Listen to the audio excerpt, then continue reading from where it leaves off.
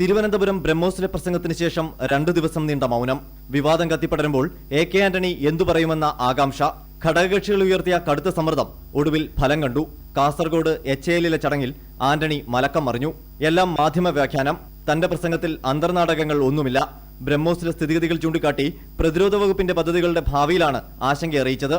സംസ്ഥാനത്തെ എല്ലാ പദ്ധതികളും താൻ ഇക്കാര്യത്തിൽ ഉദ്ദേശിച്ചിട്ടില്ല. വികസന കാര്യത്തിൽ എല്ലാവരും ഒന്നിച്ചു നിൽക്കണമെന്നാണ് ആഗ്രഹം. മാധ്യമങ്ങൾ പ്രസംഗം കൂടുതൽ വ്യാഖ്യാനിക്കേണ്ടെന്നും ആന്റണി പറഞ്ഞു. രാഷ്ട്രീയം വേറെ, തെരഞ്ഞെടുപ്പ് വേറെ, തെരഞ്ഞെടുപ്പ് വിട്ടുവീഴ്ച വേണ്ട. പക്ഷേ കേരളത്തിലെ വികസനത്തിന് രാഷ്ട്രീയം വേണ്ട. രാഷ്ട്രീയത്തിന് അതീതമായി കലവറയില്ലാതെ എല്ലാവരും പ്രവർത്തിക്കുന്നത് എൻ്റെ പഴയ കാലത്തെ അനുഭവമാണ്, പഴയ അഭിപ്രായമാണ്. ആ അഭിപ്രായം പ്രതിരോധ മന്ത്രിയായതൊന്നും മാറത്തില്ല. ആ അഭിപ്രായം തന്നെ ഇനിയുമാണ്. അതുകൊണ്ട് പ്രതിരോധ വകുപ്പിന്റെ പ്രവർത്തന എല്ലാ പരിപാടികളിലും കേരളത്തിലെ ഭാഗം ഇന്ത്യയിലെ എല്ലാ സംസ്ഥാനങ്ങളിലും ഞങ്ങൾ എല്ലാവരെയും സഹകരിപ്പിക്കും, എല്ലാ പാർട്ടിക്കാരെയും സഹകരിപ്പിക്കും,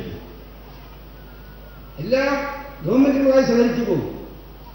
ആ ഒരു ശൈലിയാണ് ഞങ്ങൾ മുന്നോട്ട് പോകുന്നത്. എങ്കിലും HAL വേദിയിലും മുൻ വ്യവസായ മന്ത്രി എളമരം കരീമിനെ അഭിനന്ദിക്കാൻ ആന്റണി മറന്നില്ല. HAL യാഥാർത്ഥ്യമാകാൻ മുൻകൈയെടുത്തത് എളമരം കരീമാണെന്നായിരുന്നു ആന്റണിയുടെ നിലപാട്. അതേസമയം ആന്റണിയുടെ വിവാദ പരാമർശങ്ങൾക്ക് മറുപടി എന്നോണമായിരുന്നു വ്യവസായ മന്ത്രി PK കുഞ്ഞാലിക്കുട്ടിയുടെ പ്രസംഗം. വ്യവസായത്തിൽ രാഷ്ട്രീയം കൊണ്ടുവരുതെന്ന് കുഞ്ഞാലിക്കുട്ടി പറഞ്ഞു.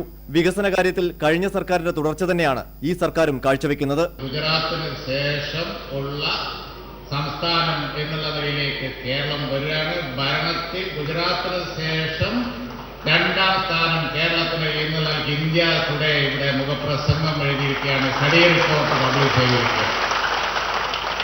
വ്യവസായ അന്തരീക്ഷം മെച്ചപ്പെട്ട് 12ൽ നിന്ന് 8ലേക്ക് വരികയാണ്. കേരളത്തിലെ UDF സർക്കാരിന്റെ ഭരണ മികവിനെപ്പറ്റി ലേഖനം പ്രസിദ്ധീകരിച്ച വാരിക കൂടി പ്രദർശിപ്പിച്ചുകൊണ്ടായിരുന്നു കുഞ്ഞാലിക്കുട്ടിയുടെ പ്രസംഗം. India vision, Thiruvananthapuram.